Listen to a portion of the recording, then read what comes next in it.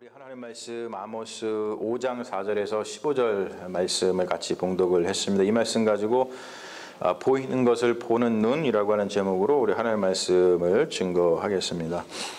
이렇게 찬양은 되게 오늘 말씀에 근거해서 말씀과 좀 비슷한 찬양을 하려고 노력을 많이 합니다. 그런데 찬양을 찾아보면 정의, 공의 이러한 것에 대한 찬양은 참 찾기가 힘들어요. 그만큼 우리가 하나님의 말씀이 대부분이 다 정의, 공의에 대한 이야기인데도 불구하고 그러한 것에 대해서 우리가 찬양을 만들어서 하나님께 고백하고 또 그러한 삶을 살아가겠다는 그런 삶의 고백들이 좀 많이 부족한 것을 우리가 이 찬양을 찾아봤을 때 찾기 힘든 것을 보면은 좀 알 수 있는 것 같아요. 우리가 아모스서를 보면은 안데르센의 동화 벌거벗은 임금님이 생각이 납니다. 저는 그렇습니다. 원래 이 동화의 원래 제목은 임금님의 새 옷, The Emperor's New Clothes라고 하는 거죠. 임금님의 새 옷. 그 동화를 보면 임금님이 굉장히 옷에 욕심이 많아요. 그래서 새 옷을 맞추기 위해서 그 고용한 제단사가 임금님의 새 옷을 이제 만들고 옷감을 가지고 이제 뭐라고 이야기를 하냐면 이 옷감은 구제불능 바보에게는 안 보이는 옷감입니다. 이렇게 얘기를 합니다. 그렇게 못 박아 말하는 것 때문에 벌어지는 해프닝을 이야기하는 것이 이제 우리가 잘 아는 벌거벗은 임금님이라고 하는 안데르센 동화인데요. 사람들은 바로 그 말, 구제불능 바보에게는 안 보이는 옷감이라고 하는 말에 자신을 속이고 남을 속이게 됩니다. 왕을 비롯한 그 신하들은 옷이 눈에 보이지 않음에도 불구하고 그것이 안 보인다고 말하면 뭐가 될까봐? 구제불능 바보가 될까봐 그러한 두려움에 사로잡혀가지고 스스로를 속이고 남을 속이게 된다는 것이죠. 그래서 왕은 눈에 보이지도 않은 옷을 훌륭하다고 칭찬을 해요. 자, 옷 잘 만들었다. 그리고 또 그 신하들은 그 옷을 입은 왕을 보면서 왕이시여 그렇게 멋진 훌륭한 옷을 입으니 정말로 멋지십니다. 이렇게 이야기를 하고 또 하녀들은 옷을 입힐 때 입지도 않은 옷인데 입히는 그런 신용을 할 뿐더러 임금은 그 옷을 갖다가 입는 신용을 그렇게 합니다. 자, 그 거짓을 깨는 사람이 누구죠? 어린아이입니다. 임금님의 행차에 모여든 사람들 중에서 오직 어린아이만이 보이는 것을 보는 대로 말할 수 있었어요. 임금님이 벌거벗었다. 눈에 보니까 임금님이 벌거벗었었는데 아무도 임금님이 벌거벗었다는 걸 얘기하지 않고 마치 임금님이 옷을 입고 있는 양 다 그렇게 행동을 하고 있었다는 거예요. 아모스는 그 시대에 이 어린 아이와 같았습니다. 아모스가 살던 시대는 주전 8세기예요. 남유다에서는 여로보암 2세가 그리고 북이스라엘에서는 우시아가 왕으로 나라를 다스리고 있었던 때입니다. 근데 오늘 재밌는 게 뭐냐면 아모스는 남유다 사람이에요. 그런데 특이한 건 뭐냐면 아모스는 남유다에서 활동한 것이 아니라 남유다 사람이면은 즉 뭐냐면 한국으로 따지면 남한 사람이면 남한에서 활동을 해야 되는데 그것이 아니고 북이스라엘에서 활동을 했습니다. 아모스가 활동할 당시에는 남유다라든지 북이스라엘을 보면은 겉으로 보기에는 굉장히 평온하고 경제적으로나 정치적으로나 풍요를 누리고 있을 때였습니다. 그렇다 보니까 사람들이 눈에 가렸어요. 야, 우리가 겉으로 보기에는 이렇게 평안하고 또 겉으로 보기에는 경제적으로 또 정치적으로 풍요를 누리고 있으니까 사람들이 눈에 가려가지고 그들의 사회 안에서 진짜로 벌어지고 있는 일들을 잘 보지 못했습니다. 위에 동화에서 빗대서 말하면은 그들이 지금 벌거벗은 상태에 있었음에도 불구하고 그러한 자신들의 모습을 보지 못했어요. 여러분에게 비극이 여기서 시작이 되는 거예요. 아모스의 고향은 예루살렘에서 남쪽으로 한 18km 정도 밑으로 내려가면 드고아라고 하는 곳이 있었는데 바로 거기에서 이 아모스는 과수원과 양떼를 소유한 자영업자였습니다. 아모스는 이사야처럼 왕족도 아니고요. 그리고 아모스는 예레미야처럼 제사장 가문 출신도 아니었어요. 그냥 그 사람은 그냥 평범한 소시민이었습니다. 그런데 어느 날 남유다 출신인데도 불구하고 하나님께서 북이스라엘을 향해서 예언하도록 이 아모스를 부르셨습니다. 여러분, 북이스라엘에 얼마나 보이는 것을 보는 눈이 없었으면,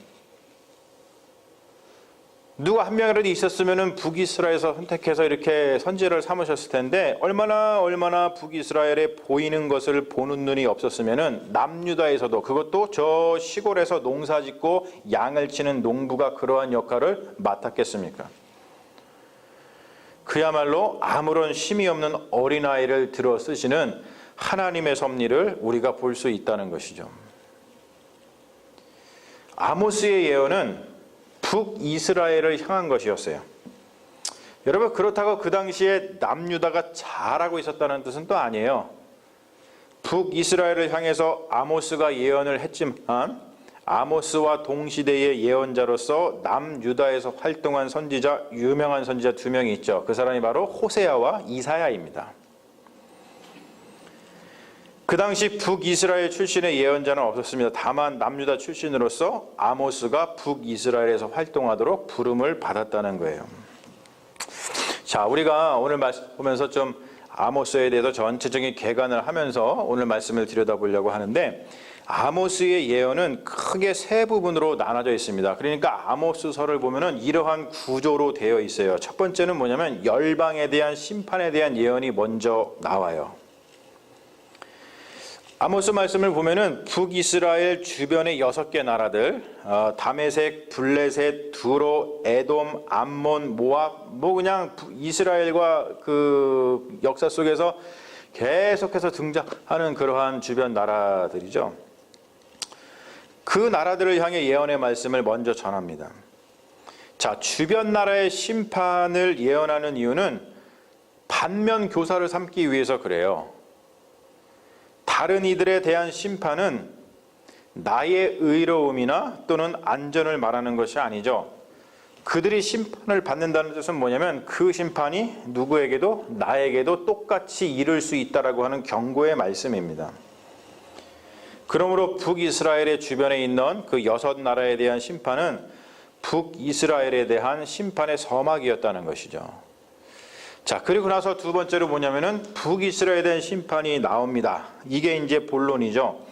아모스는 북이스라엘에 대한 예언을 전하면서 그들이 눈이 있음에도 불구하고 그들 가운데서 벌어지고 있는 일들을 보지 못하는 것에 대해서, 그들이 애써 눈을 떠서 보지 않고 있는 사회적 불의에 대해서 임금님이 벌거벗었다라고 외치고 있어요.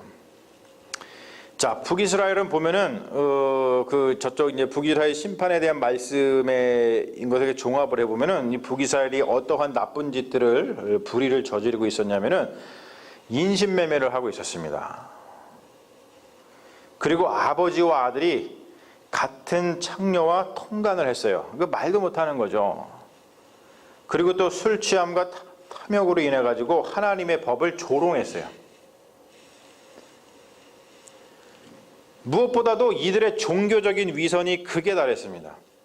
오늘 말씀에서도 나오죠. 베델, 길갈, 브엘세바 이런 데가 나오는데, 베델, 길갈, 브엘세바와 같이 여호와를 찾는 곳으로 알려진 성지, 북이스라엘에서 베델, 길갈, 브엘세바 그러면 하나님이 크게 역사하시는 곳, 야 거기 가면 하나님이 응답하시더라, 뭐 이러한 성지,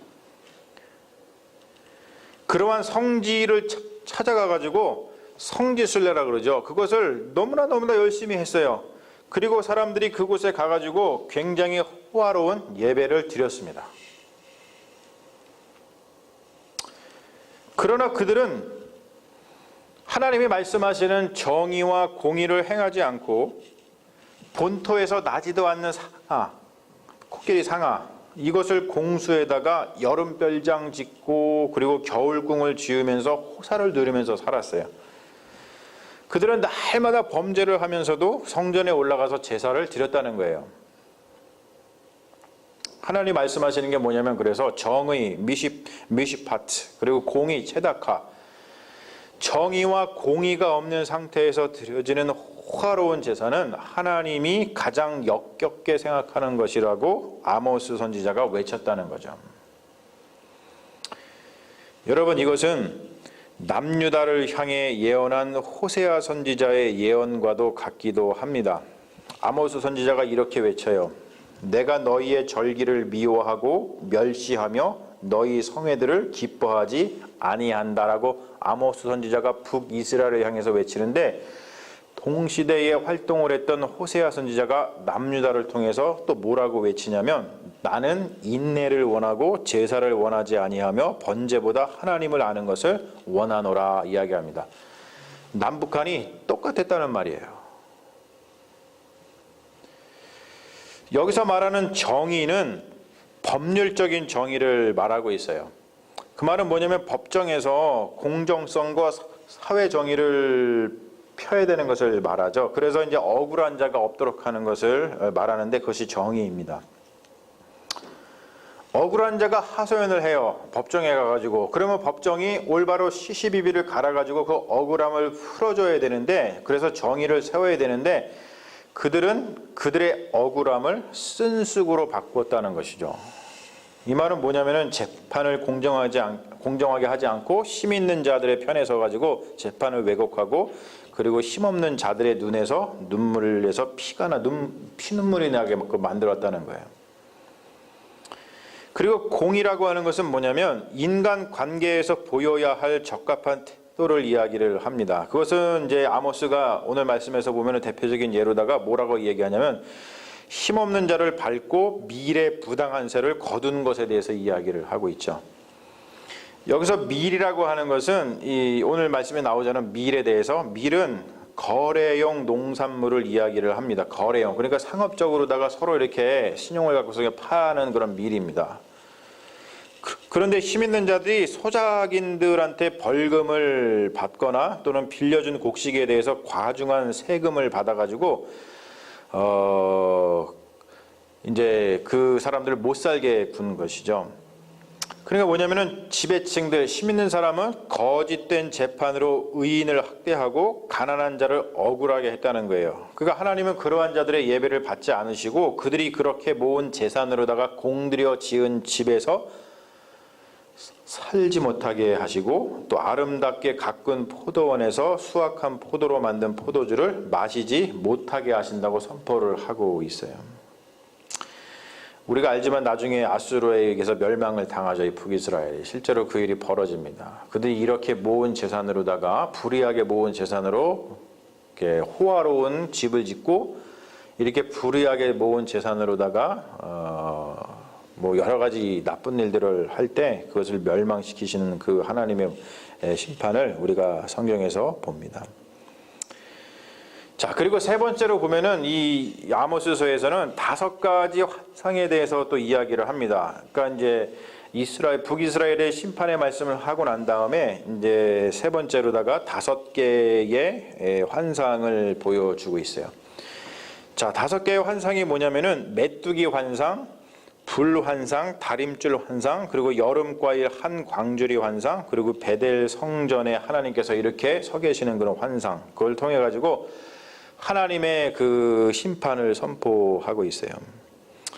근데 아모스가 이런 환상을 볼 때마다 하나님께 그런 어떠한 이렇게 간청을 합니다.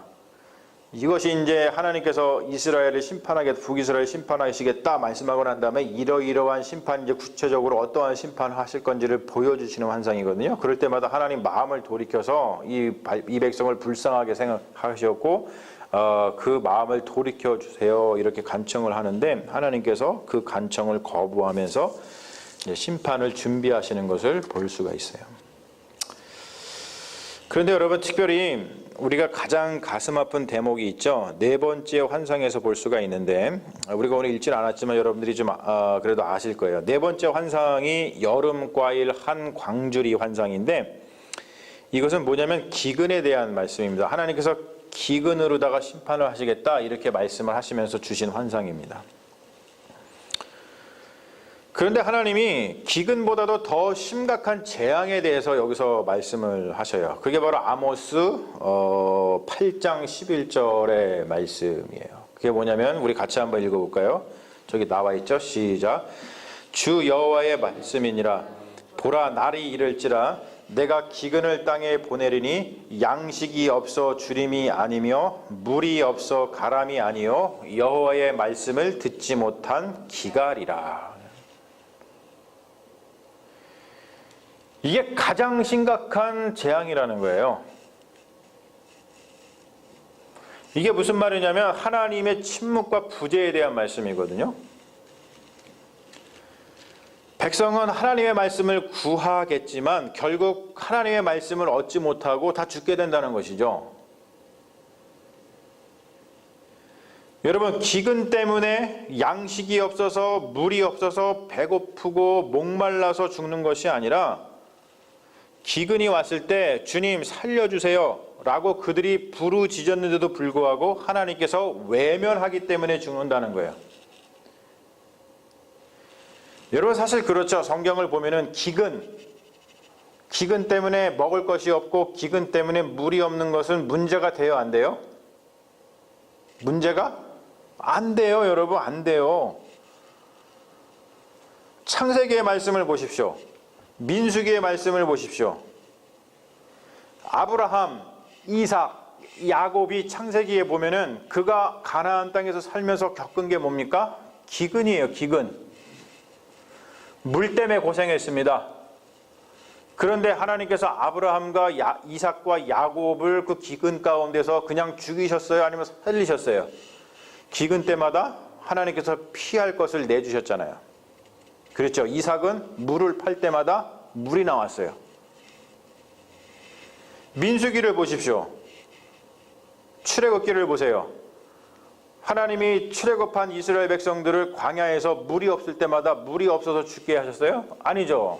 물이 없을 때마다 모세를 명해서 어떻게 하셨어요? 반석을 쳐가지고 물을 내게끔 하셔서 살리셨잖아요.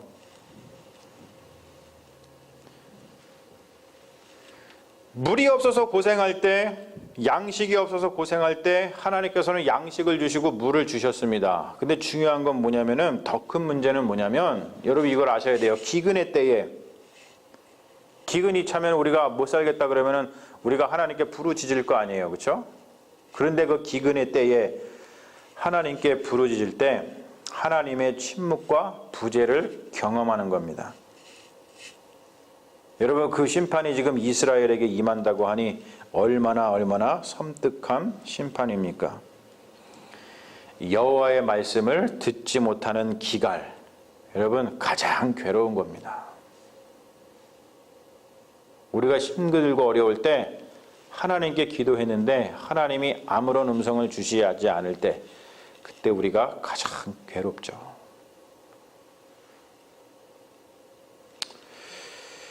여러분, 우리는 무엇을 보고 있습니까? 세간의 헛된 말에 속아서 지금 눈에 보이는 것을 보지 못하고 있는 척 하는 것은 아닌가? 누가복음에 보면은 주님께서 전도 나갔다가 승리하고 기쁨으로 돌아오는 제자들을 향해서 이런 말씀을 하신 적이 있어요. 너희가 보는 것을 보는 눈이 복되도다. 너희가 보는 것을 보는 눈이 복되도다. 여러분, 우리가 벌거벗은 것을 감추기 위해서 더 어리석은 사람이 되고 있는 것은 아닌가? 보이는 것을 보고 그리고 그것을 고백하면서 돌아서면 될 텐데, 그렇지 못하고 보이는 것을 보이지 않는다고 자신을 속이고 그리고 남을 속이면서 우리가 괜찮은 삶을 살고 있다고 우리 스스로 착각하고 있는 것은 아닌가? 오늘 말씀을 통해서 우리를 향한 그런 성찰이 필요하다는 것이죠. 아모스는 겉은 멀쩡해 보이지만 속은 썩은 북이스라엘의 그 벌거벗은 모습을 있는 그대로 보여주면서 그들이 살 수 있는 길을 이야기해주고 있습니다. 여러분, 그것이 이 말씀이죠. 제가 적어온 것 같은데, 집사님. 그 다음입니다. 그들이 살 수 있는 길. 너희는 여호와를 찾으라. 그리하면 살리라. 정의와 공의가 없는 예배는 여호와를 찾는 게 아닙니다. 다른 말로 하면은 뭐냐면 저기 써 있죠. 너희가 살려면 선을 구하고 악을 구하지 말라. 그리고 너희는 악을 미워하고 선을 사랑하며 성문에서 정의를 세울지니라. 여러분, 우리가 어린아이와 같이 보이는 것을 보는 눈을 가지면은 악이 무엇인지 보이고 선이 무엇인지 보일 거라는 거예요. 그러면 보이는 대로 행하면 돼요. 악대에서는 저항을 하고 선에 대해서는 우리가 선을 행하면 됩니다. 여러분, 그게 여호와를 찾는 길이고 그게 생명을 얻는 길이에요. 선을 사랑하고 악을 미워하는 자의 예배를 하나님께서 받으신다는 것이죠. 여러분, 그러한 자는 어느 상황에서 있든지 간에 여호와의 말씀을 듣지 못하는 기갈에서 구원을 받는다는 거예요. 그래서 그 삶을 복되게 하신다는 것이죠. 여러분, 오늘 말씀이 우리 마음속에서 울림이 있어서 보이는 것을 보는 눈을 가진 그러한 복된 인생이 되시기를 주님의 이름으로 축원합니다. 우리 잠시 기도하겠습니다. 아버지 하나님, 아모스 선지자를 통해서 북이스라엘이 자신들이 지금 벌거벗고 있음에도 불구하고 악한 일을 그렇게 많이 하고 있음에도 불구하고 그것을 애써 외면하고 보지 못했던 그러한 일들을 눈에 보이게끔 아모스 선지자를 통해서 그들에게 하나님의 말씀을 전해주시는 이 말씀을 우리가 들으면서 하나님, 우리도 우리 삶 속에서 있는 그 악을 악으로 보고 선을 선으로 볼 수 있는 그 눈이 우리에게 있는지 다시 한번 돌아봅니다. 주님, 우리가 하나님을 날마다 경배하고 찬양한다고 하지만 하나님께서 원하시는 예배는 정의와 공의가 살아있는, 우리가 악을 미워하고 선을 사랑하는 그러한 것이 우리 삶 속에 있을 때에 드리는 예배를 주님께서 기뻐하신다고 하십니다. 우리의 삶을 다시 한번 돌아보게 하여 주셔서 우리에게 보는 것을 보는 눈을 우리에게 주셔서 우리가 어떠한 것을 악으로 보고 어떠한 것을 선으로 보는지 헷갈리지 아니하고 악을 악으로 보고 선을 선으로 봐서 하나님 안에서 공의와 정의를 행하며 살아갈 때에 그러한 마음을 가지고 주님께 나와서 예배 드릴 때에 주님께서 우리에게 복 내려주신 줄을 믿습니다. 우리가 다시 한번 이 말씀을 통해서 우리의 삶을 돌아보게 하시고 하나님의 말씀을 따라 살아가는 여호와 하나님을 찾는 믿음의 자녀들 되게 하여 주셔서 우리의 삶이 주 안에서 날마다 복되게 하여 주시옵소서. 감사드리며 우리를 구원하신 예수님의 이름으로 기도합니다. 아멘. 주님.